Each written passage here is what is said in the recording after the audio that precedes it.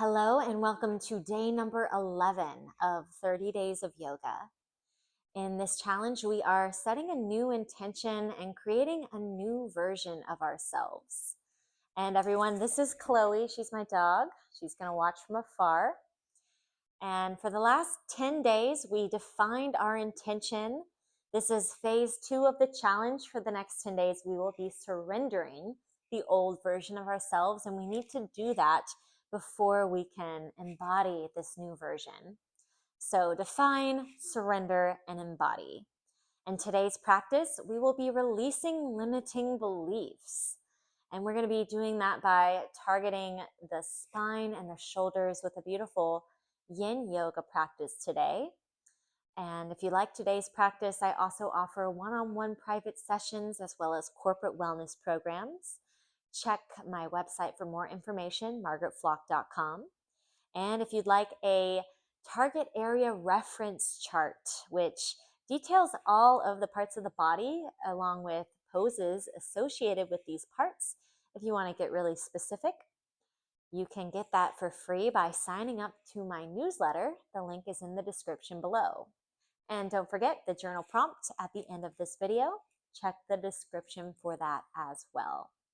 Let's get started right away in a Sphinx pose, coming onto the belly, stacking shoulders over elbows, planting the hands down into the mat.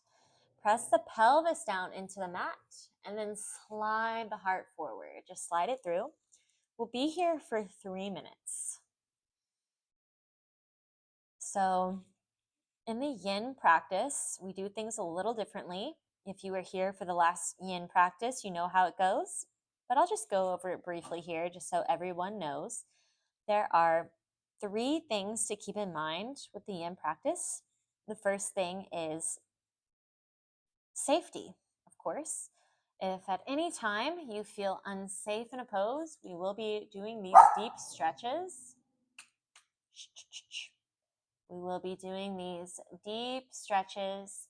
So if at any point it feels unsafe, just slowly back out, and you can take in either a different variation or a different pose entirely that targets the same area of the body. And the other thing I recommend is not to push yourself or pull yourself too deep.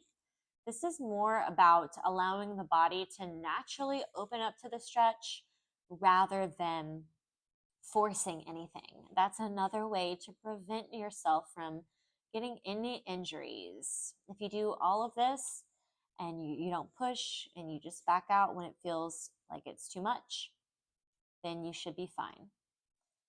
Now, the second thing to keep in mind with yin is we will be holding these poses for a long period of time. This pose in particular, 3 minutes. So we have a little less than 2 minutes left here. Yin typically holds between 3 to 5 minutes, but for the purpose of this class, we're going to do 3. So just make sure that you're able to sustain the pose for the full 3 minutes.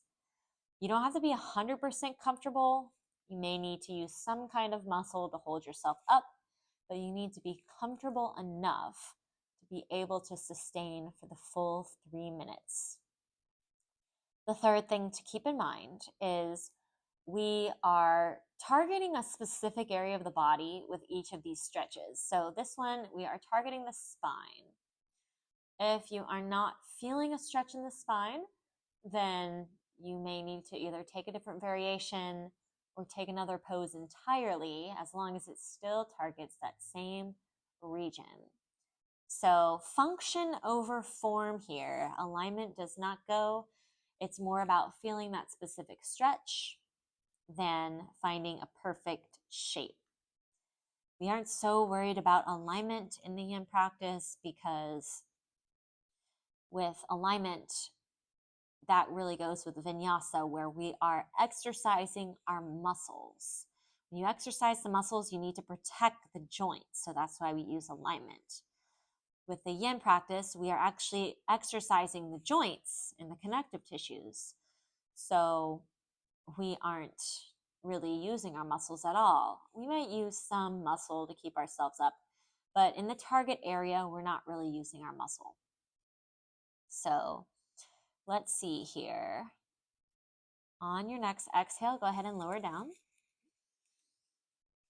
And you can press yourself back to child's pose just briefly. We're going to feel a rebound here. Just find a point of stillness. In our rebounds, we find stillness before we move on, just to allow that pose to integrate in the body. You may feel some sensation here. So just notice. You don't have to manipulate anything. Just observe.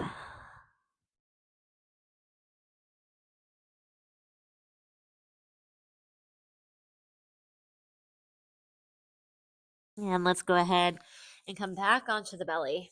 Take a moment to just shake out the hips.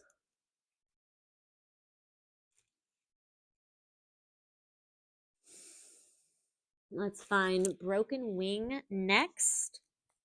Go ahead and bring the right arm off to the side. You can keep the arm at a 90-degree angle, or you can extend the arm all the way out. And go ahead and lower that down. Come on to the right side, and then you can even step the left toes over. And we'll be here for 3 minutes. You're going to feel an opening in the shoulder here. It's really important to release tension in our shoulders. That's also where we carry a lot of stress.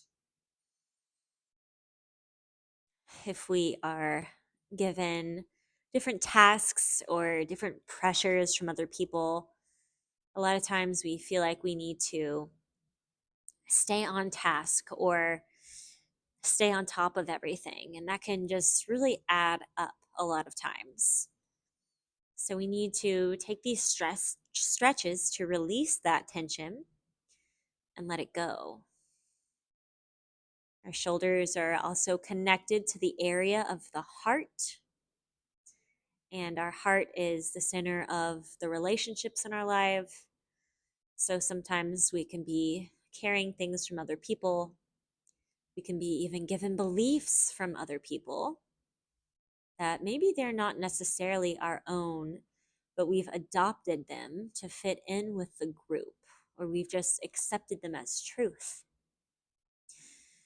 But we don't always have to go along with that. We can always re-examine our beliefs. What you think might be true may just be boiled down to a belief system that you were given from society or from another person.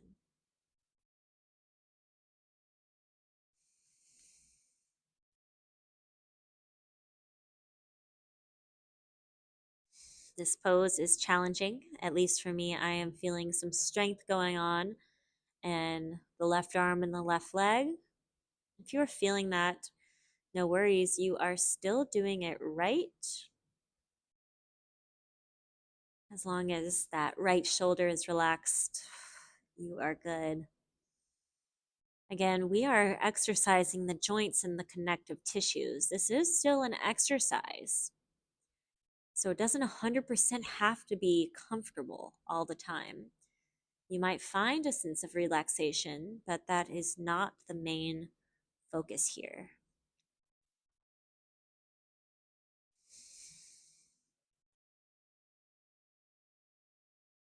Almost there. Keep breathing.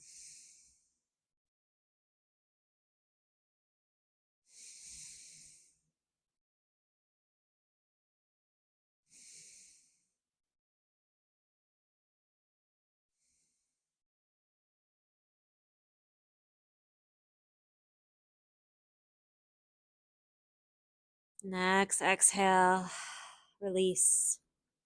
Lower down to the belly. Then bring the left arm up to the side. You can keep a 90-degree angle, or you can straighten it all the way out. And go ahead and rock onto the left side of the body. You can even stamp the right toes back behind you, and you can come up to the fingertips. We're going to feel that opening in the left shoulder. This side might feel slightly different than the other side. That's okay. Again, we move our body differently depending on the day. We may use our right arm more than our left, or vice versa. So the sides are going to feel different, and that is natural. Just observe. So this exercise is still exercise. We're putting a very small amount of stress on a specific area over a long period of time. And that strengthens the connective tissues around that area. Interestingly enough, this system of connective tissue is related to the meridian system, the Chinese meridian system. So even though we're focusing on the shoulder here, you're going to feel the effects throughout your whole body, just like a pebble dropping into a lake. You're going to see a ripple effect throughout the body of water.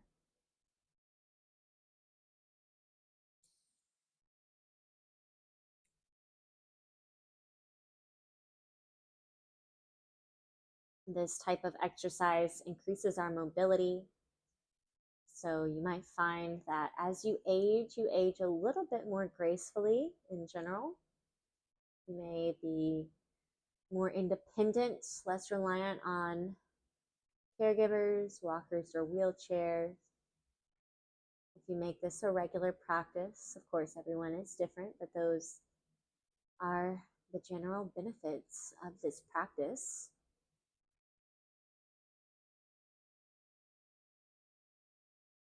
You also are going to be preventing injury. So when we are focusing on strengthening the muscle, we have a really nice foundation of strengthened joints to build upon. Usually when someone injures themselves in sports, it's due to a joint injury. So the more we strengthen those joints, the better off we will be.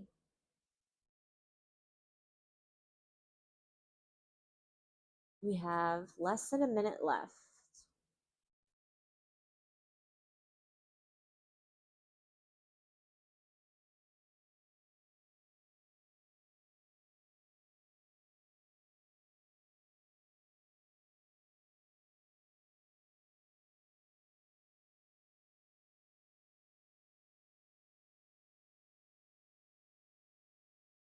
When you're ready, exhale.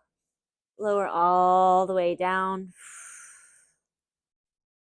Go ahead and just roll over onto your back. Finding a pentacle pose here. Pentacle pose, similar to Shavasana. We call it pentacle pose because this is not our typical Shavasana, final resting pose. We're not really trying to find that relaxation.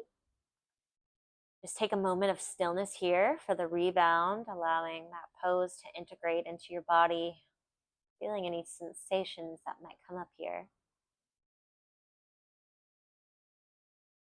Just notice.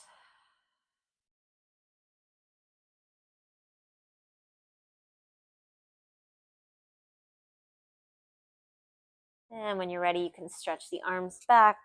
You can give yourself a hug. You can just move those elbows around in circles, whatever feels good to like break up that tension. Maybe rocking onto the sides.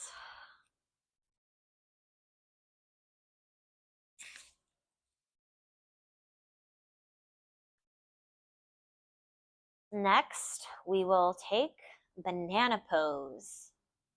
Go ahead and shift the hips all the way over onto the right side and bring the arms and legs all the way over to the left. You're going to feel a stretch along the right side of the body and a bend in the spine. If you'd like to go deeper, you can clasp the right wrist with the left hand, or you can cross at the ankles. And just breathe here. Again, we'll be here for 3 minutes in the shape of this banana. So we are going multiple different places of the spine. We just did the back bend part of the spine. We did the shoulders. Right now we are doing a lateral stretch, and then we are going to be doing also, and we're going to be doing also an inversion type of stretch, but it's not too crazy. Back bending the other direction, basically. And then we're going to be also doing some twists. So we're going to be doing a little bit of everything here today. We may even do some forward folds if we have time. We'll see.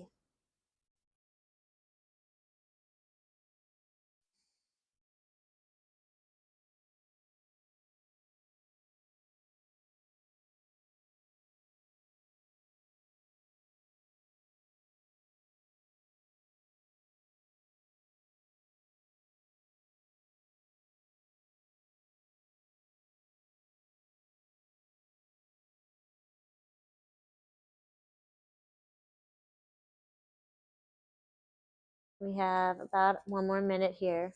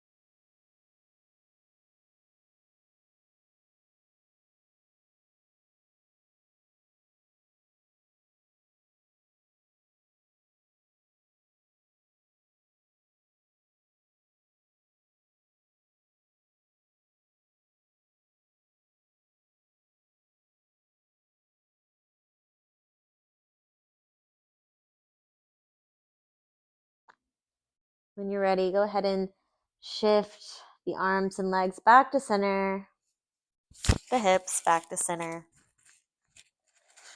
Finding banana pose on the other side, hips all the way over to the left, arms and legs all the way over to the right. You can clasp the wrists. You can also cross at the ankles. Feel that stretch along the left side of the body.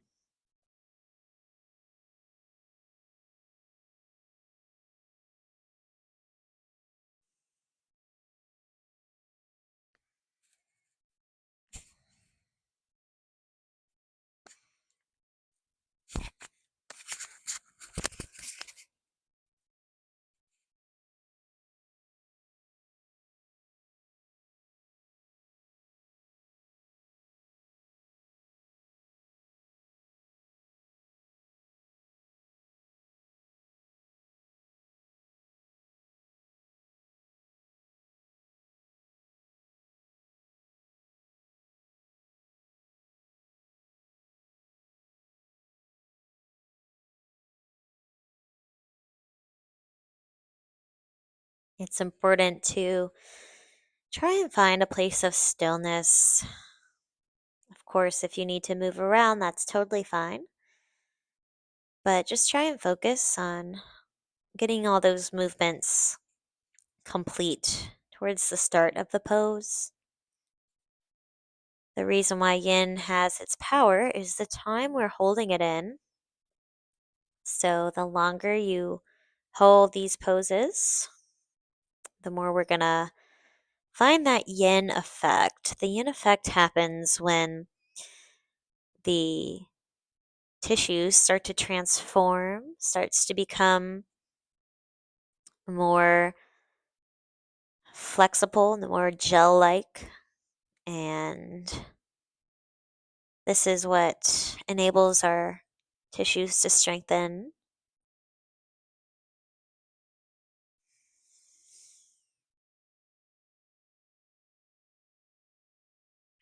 The connective tissue is all throughout our whole body.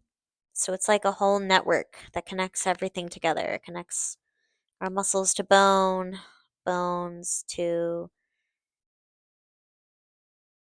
organs, connects everything all over like a giant web. One way to think about this is if you like to cook, maybe you've cooked a piece of chicken and you see where the fat is connected to the muscle.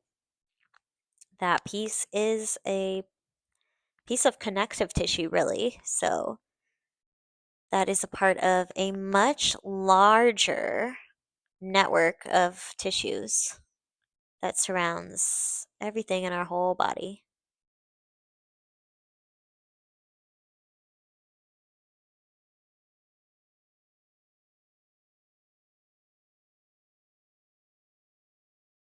Next, inhale, shift the arms and legs back to center, the hips back to center, finding pinnacle pose, arms by the sides, relax,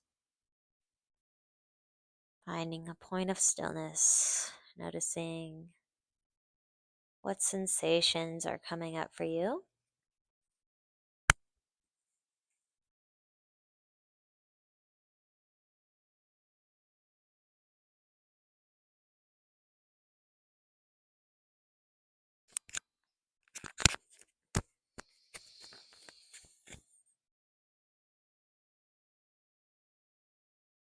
Go ahead and draw the knees in towards the chest. Maybe squeeze the nose into the knees. Maybe sway from side to side. Just whatever movements feel good here. Maybe drop the knees from left to right. Next, let's come into snail pose. So, snail pose is going to be targeting the upper back.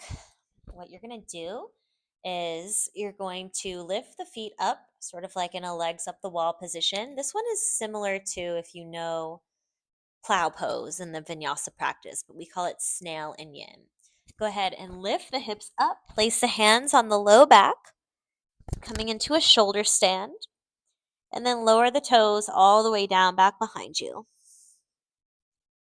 So you're going to feel this definitely in the upper back, the neck as well.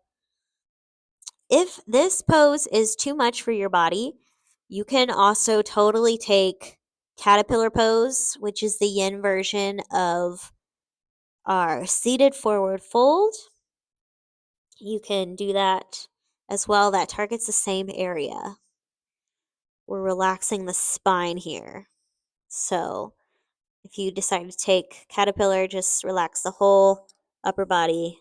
Let it go with gravity. So this pose is obviously called something different than the vinyasa practice, plow.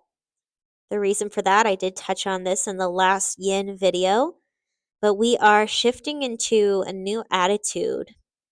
And these new terms were created for these poses so that we don't carry the same ideas and objectives from our vinyasa practice into yin. In yin, we are slowly letting the body open up over time. We're not flowing, we are stretching, deep stretches. And it's just a little different here. So, normally in a vinyasa practice, we might be more focused on alignment. You can just throw that out the window in this class. As long as you feel safe and you feel that specific stretch, you are doing it right.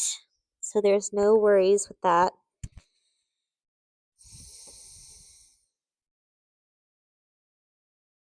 This is another challenging one. But we have about a minute left.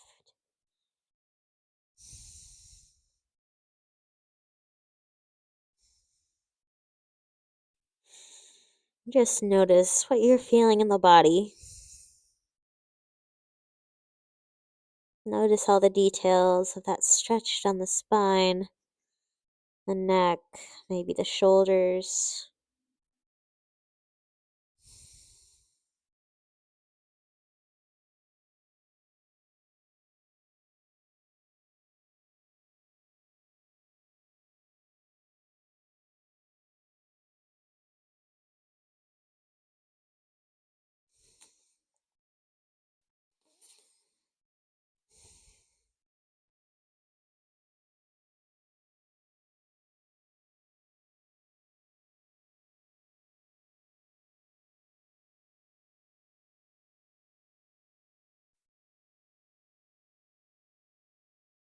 When you're ready, go ahead, slowly bring the hands to the low back one more time. Lift up the legs slowly and with control. Lower all the way down. Let's go ahead and find stillness in pinnacle pose for the rebound. Notice any sensations that come up. Just try not to judge them as good or bad, positive or negative. Ask yourself if it doesn't feel good, if it doesn't feel bad, what does it feel like?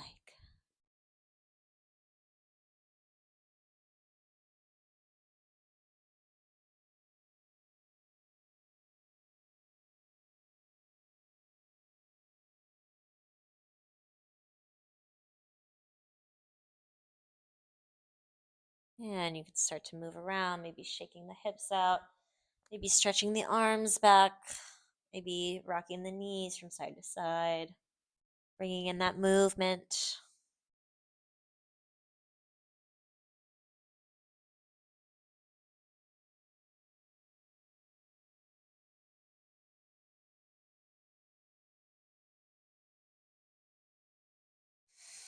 Let's take a twist here. Go ahead and bring the right leg over the left. Drop the knees over to the left side. And you'll feel a stretch in the spine, a twisting sensation. The arms can be wherever is comfortable. The arms don't matter so much. They can be out to a T. They can be goalpost, or placing them on the belly or the heart. Wherever feels good. If you want to deepen the twist, you can also gaze to the right, or you can draw the knees closer into the chest. Just feeling out that spine.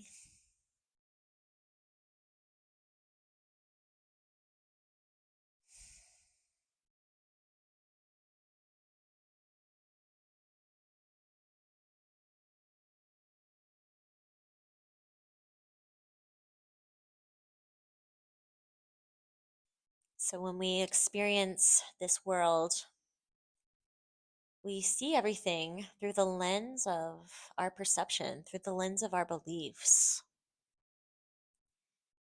We usually make situations mean something by what we know is already true.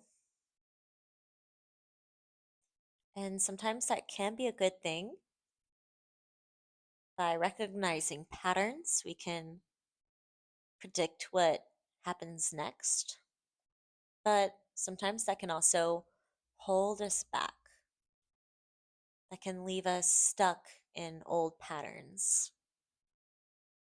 When we need to change our patterns, we also need to change our mindset and change our beliefs. There's no reason to force a change in the beliefs. The way to do it is just to make an observation. Notice if you think something is certain about the world, and just start to question it. Is that true?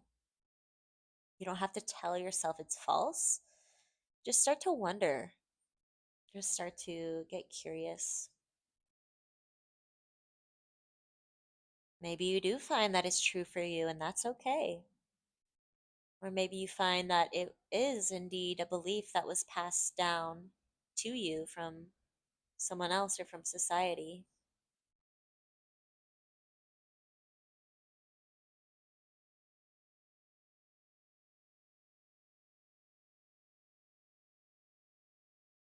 And if that is the case, you can then choose a new belief.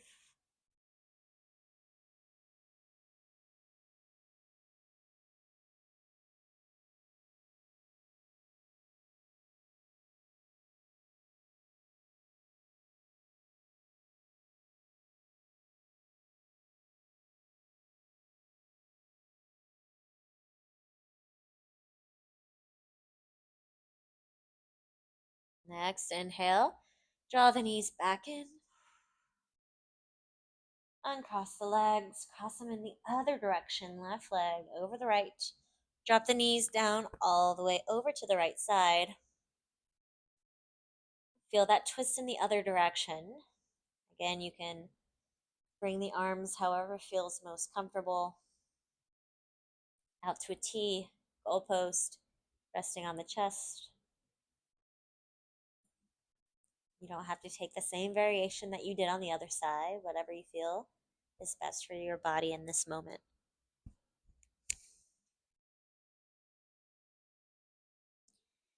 It may also be helpful to ask yourself, what are the beliefs of this new person that I'm transforming into?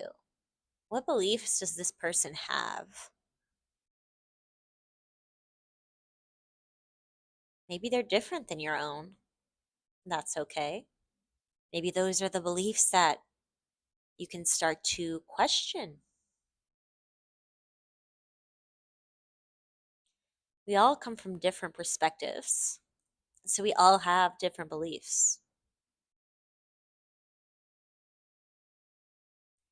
This stems from the stories that we may have been told growing up, or just our previous experiences. But we need to start experiencing our life with more of an open mind. Ask yourself, what would it be like if I tried on, just for a day, the beliefs of this new person?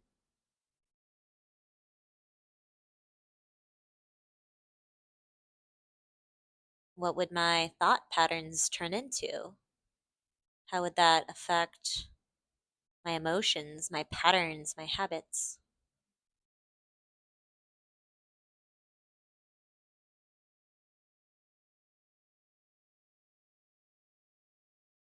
How does it feel in my body to try these new beliefs?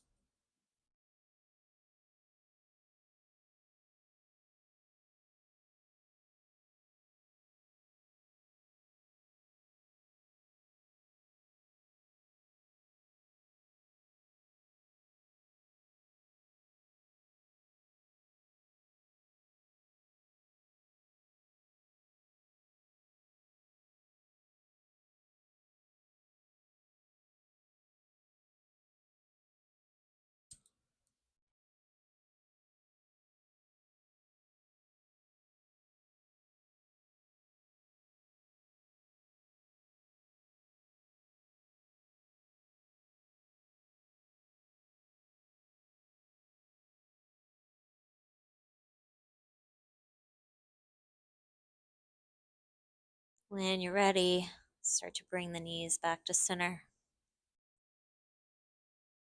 And let's find pinnacle pose one last time. Extending the legs out long, arms by your side. Take a moment here to relax.